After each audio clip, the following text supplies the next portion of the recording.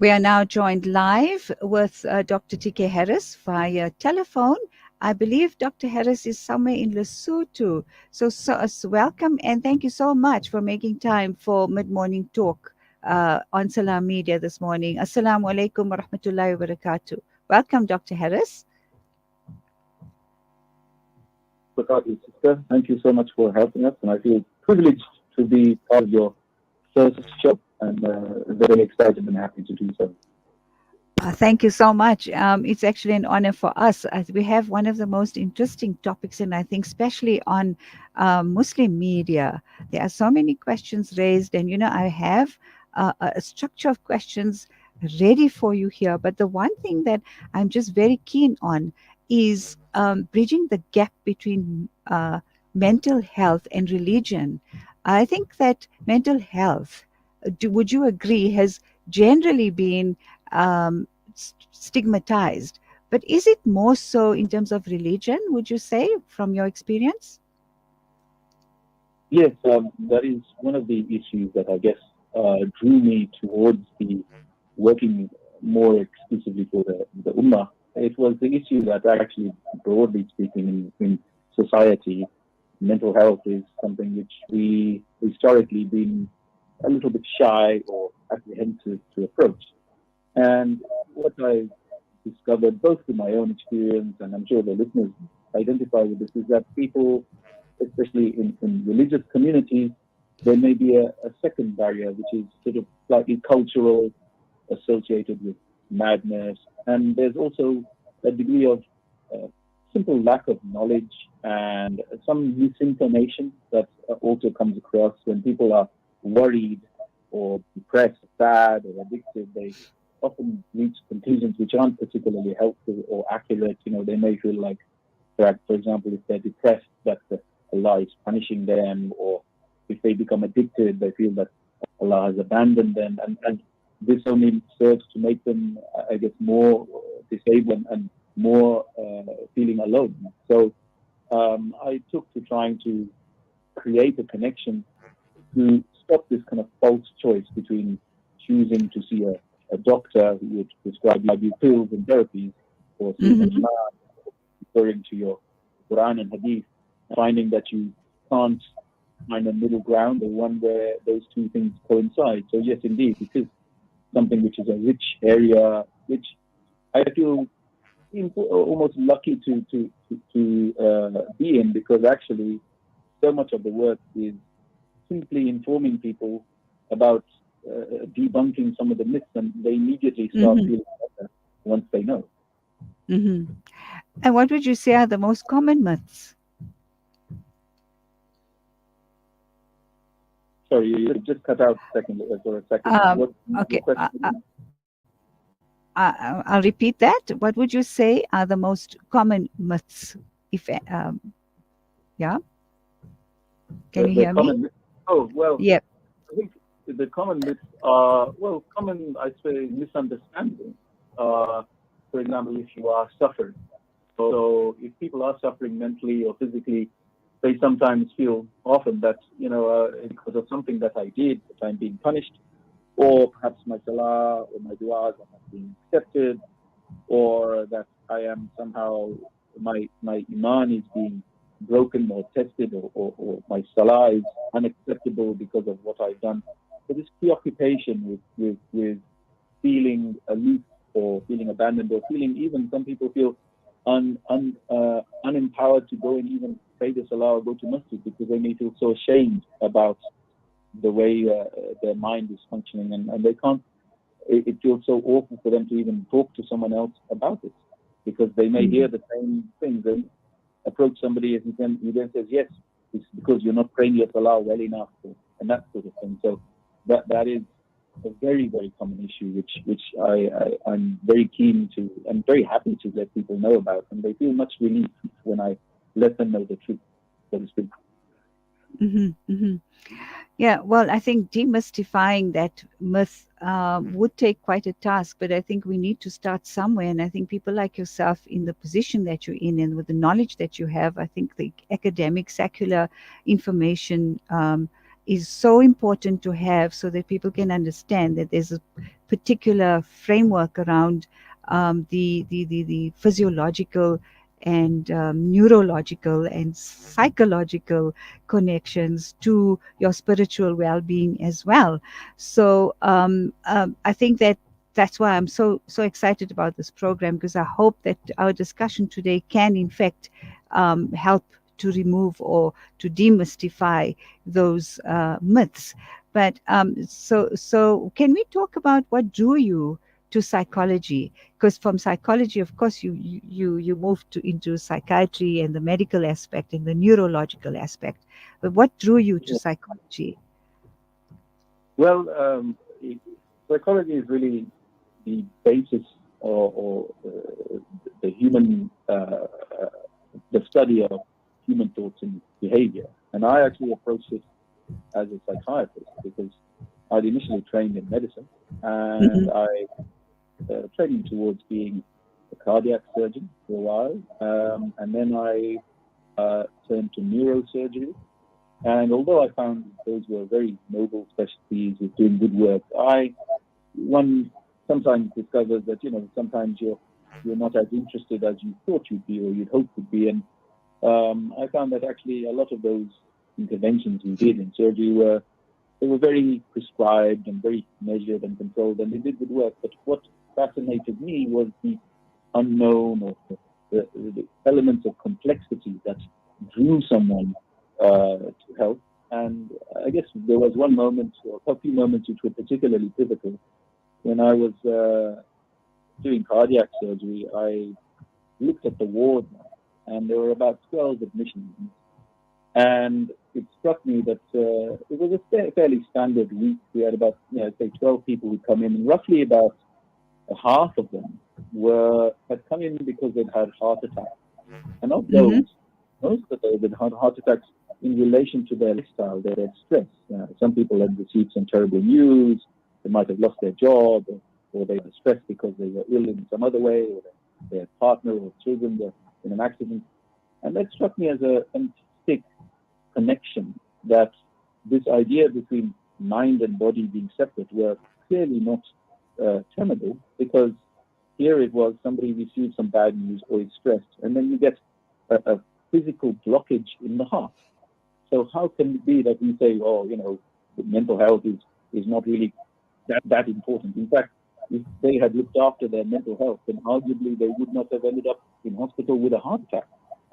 So Mm-hmm. I became very interested in that area, and I decided to pursue it.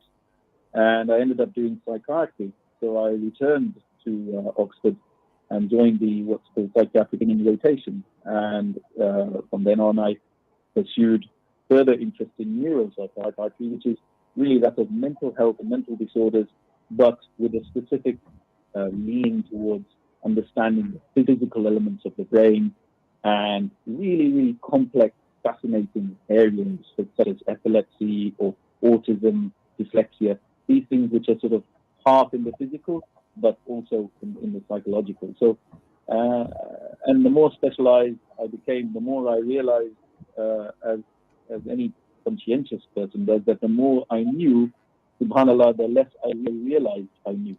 So it just Yeah. became more and more fruitful. Mm. And I'd been a friend of Mufti's for years, and we always discussed our various career tracks and our various encounters. And he was saying to me that, a lot of what people come to me is to do with mental health.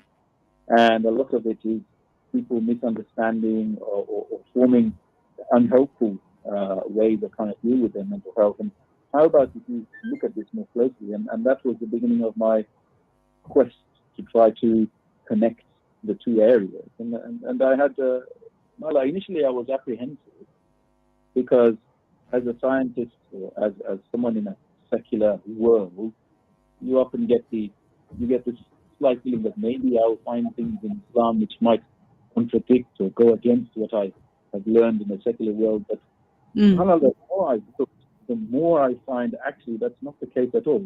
In fact, if anything, those two worlds are much more close. They're almost inseparable. And in fact, True. that mirrors what you and I experience in life, don't we? We find that actually as Muslims, our mental health and well-being is intimately connected to our sense of being, our sense of connection to Allah, how we conduct ourselves. So I was very grateful, and then I produced my first book back in 2016, and the rest, mashallah, has history. I have now 6 books in, and I take on my course. So it's nice to keep writing. Oh, tremendous. We talk more about the first publication right after this ad break.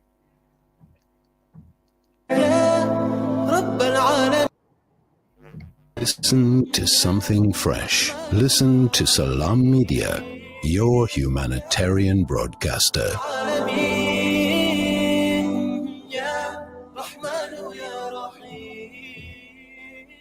There's no smell that takes me back to the comfort of my childhood than the smell of black seed oil being applied by my nani. Now I'm using Tib black seed in my own home to soothe sniffles and coughs, to help with digestion and immunity, and of course, as part of my beauty routine.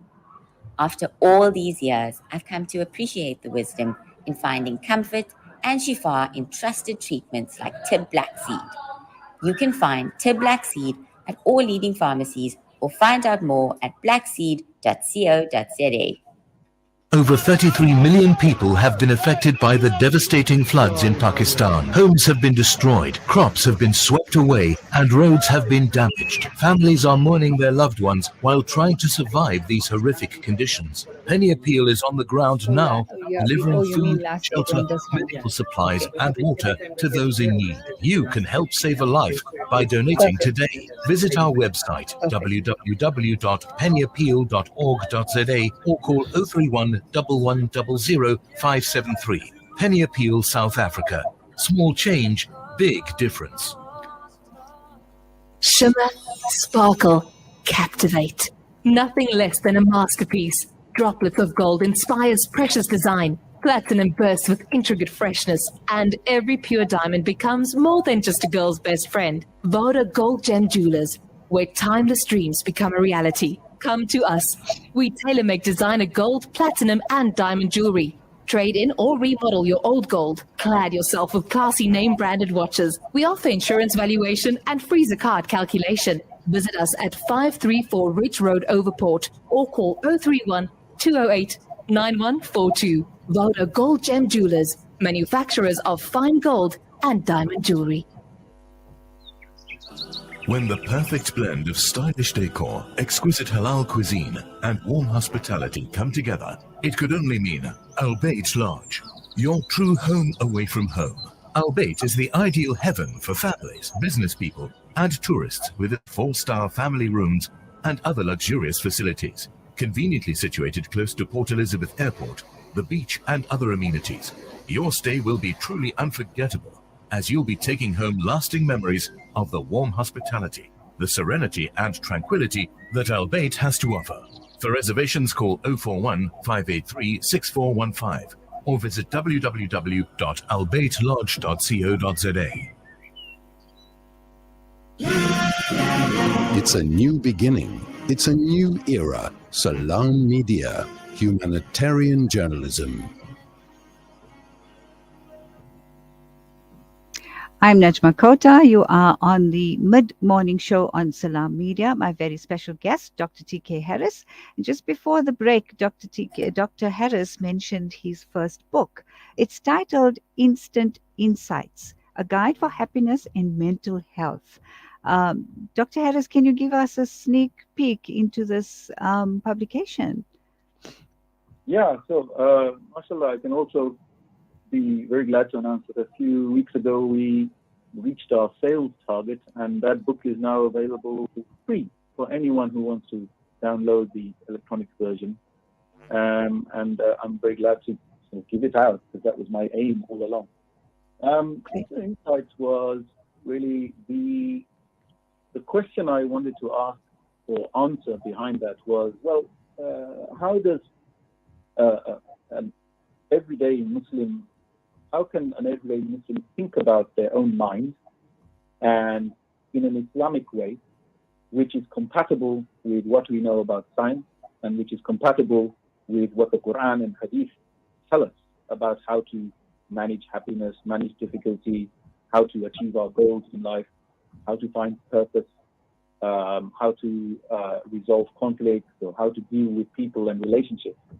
So it is really a sort of gentle walk around those elements, presenting very simple, relatable concepts for anyone who wants to just get an idea, really, for how they might deal with an issue that everyday life brings to us all, whether it be some sadness, anxiety, or whether you're trying to choose, make a decision about your career, or whether you're trying to connect better with your family, or deal with strangers or conflicts, or even deal with media and all the stuff that we are surrounded by. So I hope with that book that it's approachable.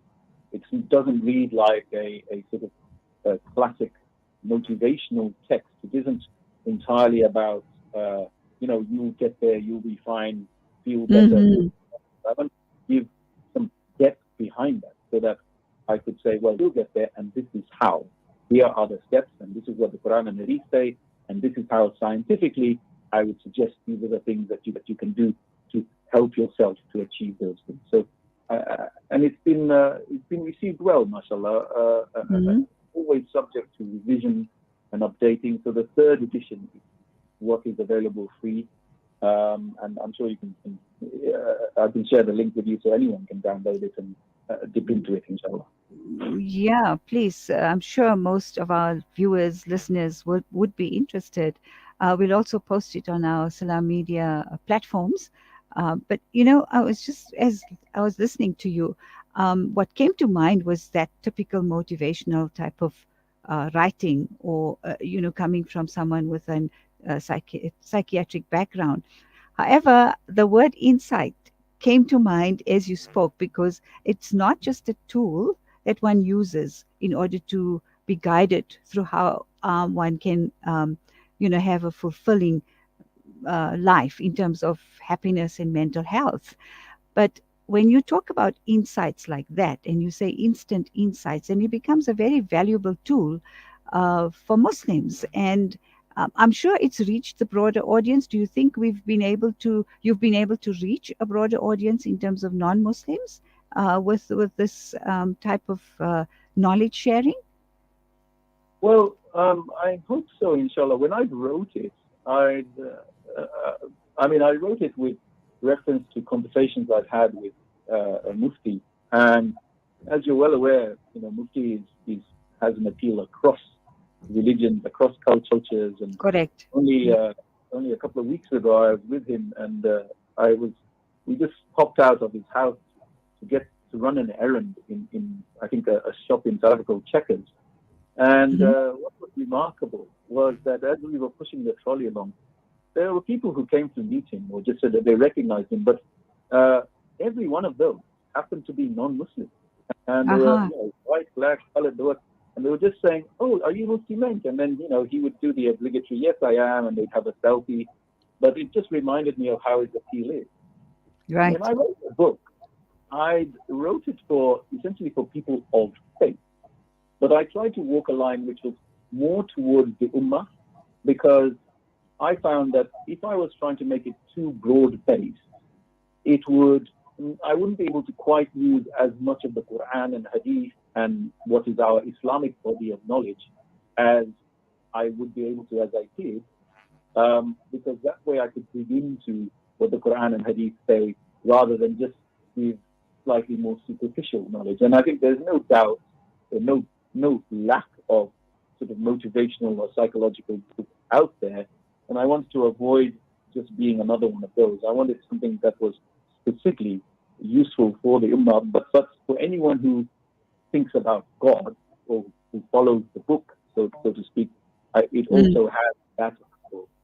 So as I've gone on, I think my books have become slightly broader in appeal, but I have restricted for now my work to appeal to Muslims because they have those questions specifically related to faith. However, one who has the idea that there is a God above us, should be able to tap into it fairly easily. Right. What intrigues me is that you chose to use mental wealth as opposed to the usual mental health. Why so? So so the idea of mental wealth came in partly because of my work as a clinician. And as a clinician, a doctor in the field, you're interested in helping people with illnesses, disorders, and people to you quite rightly with a problem. And what you do is you try and help them to get over that problem, whatever it is, be it a broken leg or a rash or depression or anxiety. And so by the time you're done, you've returned them to, if you like, to normal, so to speak. Right. But that is only half the story. The real story about mental wealth is really about mental well-being. And what I found that mental well-being is something which is actually independent of mental health. It involves mental health. So if you're struggling with depression or whatever, you will obviously have an effect on your well-being. But you can also have a mental health condition or not. You can also be doing very well without any history of mental illness or any other illness, but have poor well-being. In the same way that I guess I draw the similarity that supposing you went to a doctor and you had diabetes, then he will give you treatments, insulin or whatever, to fix your diabetes. But then you may still return to your life relatively unfit, relatively unprotected against obesity or whatever those things are. So think of mental well-being as being a sort of physical workout, like a personal trainer makes you more resilient to physical stresses. Mental well-being is about living a fulfilled life over and above any other issues that you face. Brilliant. So, I can't wait to ask you this question because there's such a buzz around mindfulness, and being mindfulness practitioners. And there's so many different forms of meditation, etc., breath work, all the buzzwords. But this particular one, in terms of Salah, is the most effective mindfulness you can find. Now, this I would want to spend a whole day with you and talk about it. But can we unpack that? Yeah, sure. So, of course, mindfulness has emerged and entered the Western or secular circles as a sort of a treatment and a sort of well-being tool. So whether you are struggling with anxiety or addiction or relationship issues, or whether you're perfectly well but just trying to center yourself, to be more composed, to achieve your goals, mindfulness is presented as a kind of a panacea, a magic tool. And as anyone, you Google it, you'll find 100 million links on how to control your breath and how to focus on the moment, etc., etc. And most of the teachings, if you like, or the body of academic or advisory work draws from so-called Eastern practices, be they Buddhism or Hinduism, and or meditation. But people from a Muslim background sometimes don't know quite what to do with it. And in fact, sometimes it's asked, well, how can I meditate? This is grown from Hinduism. How can I do yoga? This is not from our culture. So one of the things I debunk is, well, actually, if you think about whether meditation is permissible, think about the life of our Prophet. Most of his time alone in the cave of Hira was when he was meditating. So how can it be a non-Islamic practice? He was contemplating, he was remembering Allah. True. And that then drew me to think, well, how come Muslims don't think of salah or wudu or dhikr as mindful acts? Actually, they are. And they are in a way which actually is more, at least as effective, if not more effective than the received sort of secular way. So now, I'll give you a quick walk around that, if I may. That's what. Sure, go ahead. Yeah. So, what does one ask? I mean, I think there's Surah Mu'minun, who said, blessed are those who are the believers and those who offer their salah mindfully. And very about how the quality of one's salah is improved the more one is able to create this image that you're facing Allah and to dissociate your